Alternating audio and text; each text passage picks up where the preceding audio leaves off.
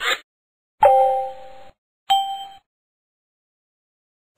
want to welcome all of you to the Greater Interlooper Convention, Greater U.S. National Interlooper Convention. We are all interloopers. My name is Harold Dortman. I am the chairman of the Interloopers, and today we will be examining various themes that have captured all of our interest around this wonderful United States. The first one is, how should we live today? As has been mentioned by some of the previous speakers, we should live life on the edge.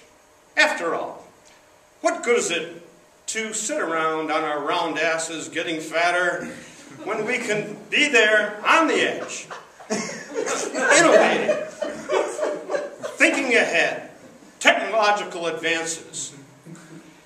As the governor of California says, just not too long ago, we are on the throes of new inventions for the American people. Technological advances. California is leading the way.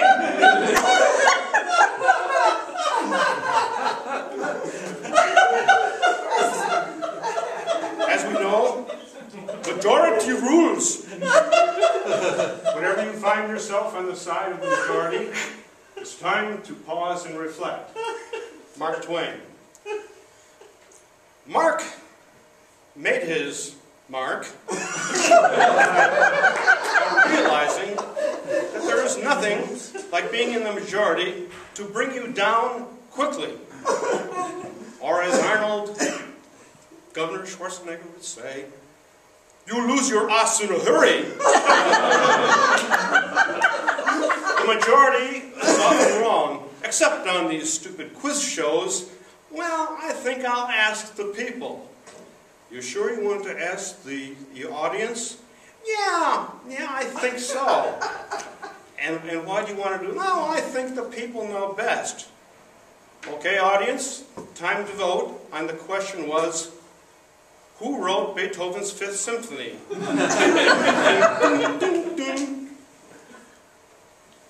The audience says 82% of them think someone on Chopin did it. Yeah, that sounds good to me. I'll go with Chopin. You idiot! Beethoven, I gave you the answer already. Now that's the majority working for you. Often we should be with the minority. Vigilante justice, the solution to all our problems? Well, I guess it depends if you're a vigilante. Now, for me, I come from a long history of vigilantes. And I can tell you, it wasn't all that pretty. Oh, sure, we'd have our fun by riding through the towns with torches, you know, kill the king, kill the king! And burning down the castle and crossing the moat and shooting the arrows into the knights that came out of the castle. But that, by and large, grew old, especially when the townspeople turned on us and rode us out of town with tars and feathers. And be alert, a secret cabal is orchestrating your demise. That's probably true, especially when it's a herd of chimpanzees. They are little devils, you know. They look, oh, so cute. See them in the zoo, smelling and looking all that, and you know, picking things out. But they really are plotting against us, and they probably will do us in at one time or another.